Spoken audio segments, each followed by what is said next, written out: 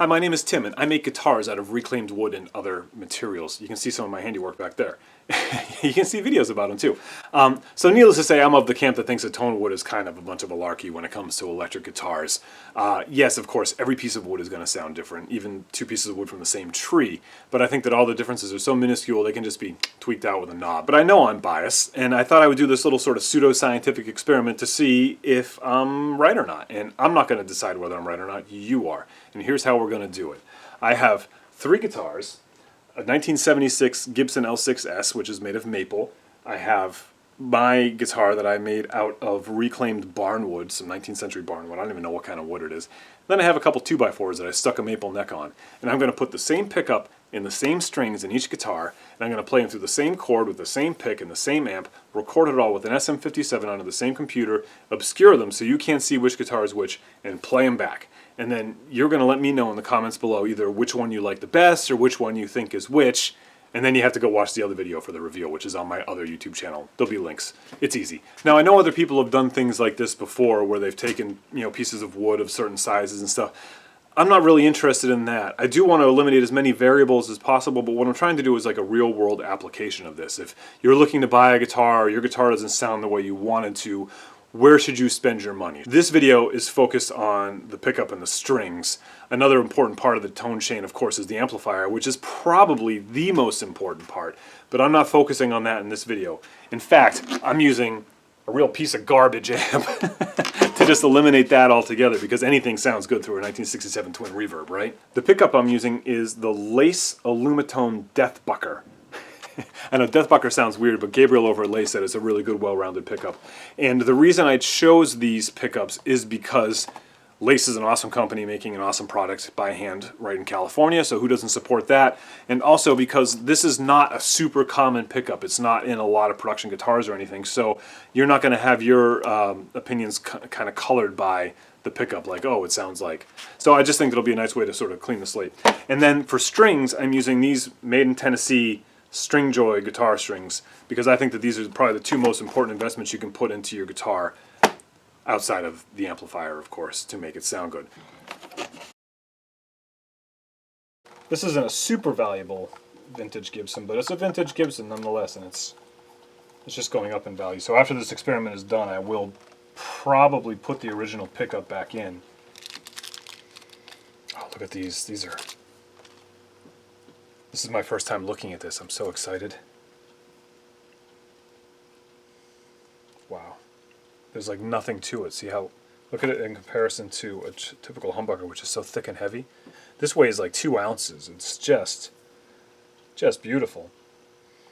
Now you'll see there's a heck of a lot more than 2 wires coming off of this. There are 4, and that's because you can do some other fancy wiring with these where you can toggle and make it a single coil by turning one off and flipping off and on the other thing. But we're not going to do any of that today. We're just going to wire it straight in, just like the original one was.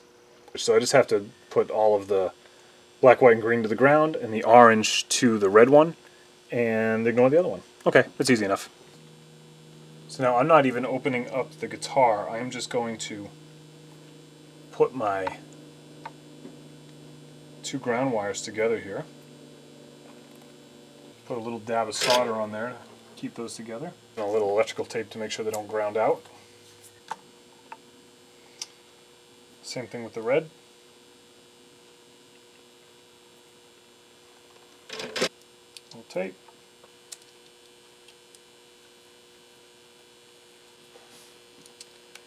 These pickups work a little bit differently than your typical electromagnetic humbucker pickup. I know that it interested me and excited me the way they look and the concept behind it.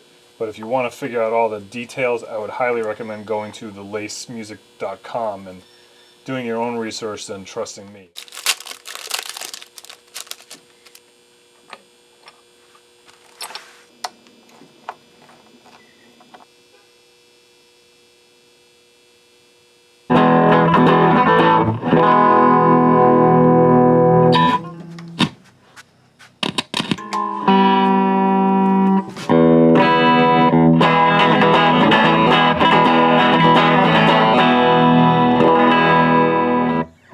Oh, this is going to be interesting. Okay, we're just about ready to begin. this is, again, not real science, it's pseudoscience. I'm trying to do a real world application, so I'm not worried about bridges and nuts and, you know, fret material. I'm not worried about how old the wires are on the guitars. We are bypassing the capacitors because all the knobs are up, so we're not hearing any of that. But I'm just talking about, like, you know, real guitars, not like under the microscope, because we don't play music under a microscope. We play music in the real world.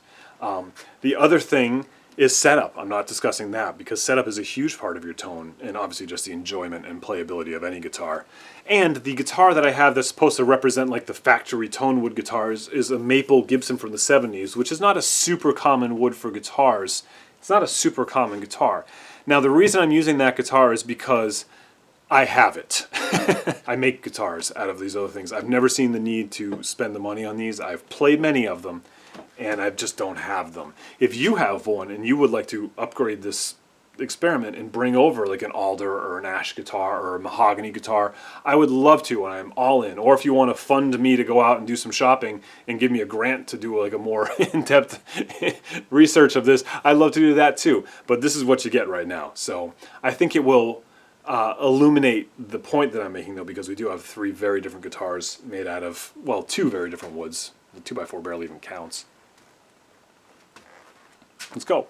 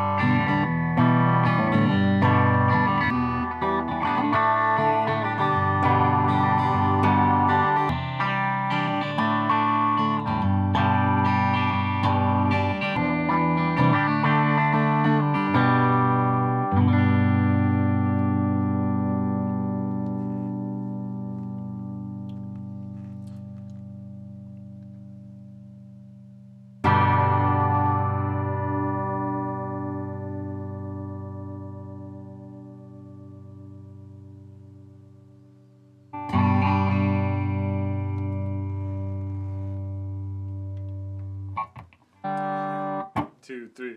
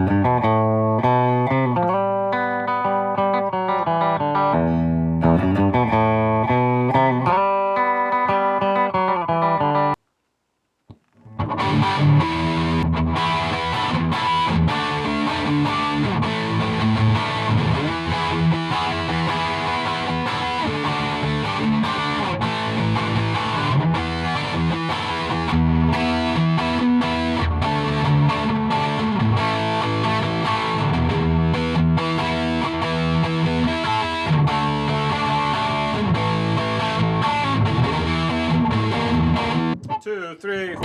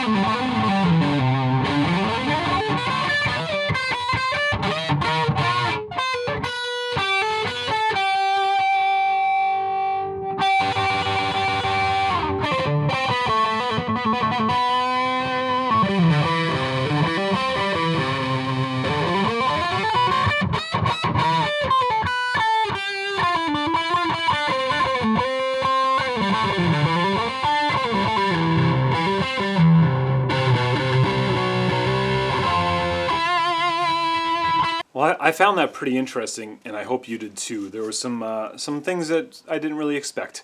The most important takeaways from this, I think I can talk about here without making any reveals, is that I am a terrible guitar player, and I apologize for that. Again, we can do this test with a real guitar player. And this amplifier, sorry Line 6, is terrible. Leaves a lot to be desired. But again, that was sort of the point. I didn't want to play through a really nice amp, because I can make a 2x4 sound go through a really nice amp very easily.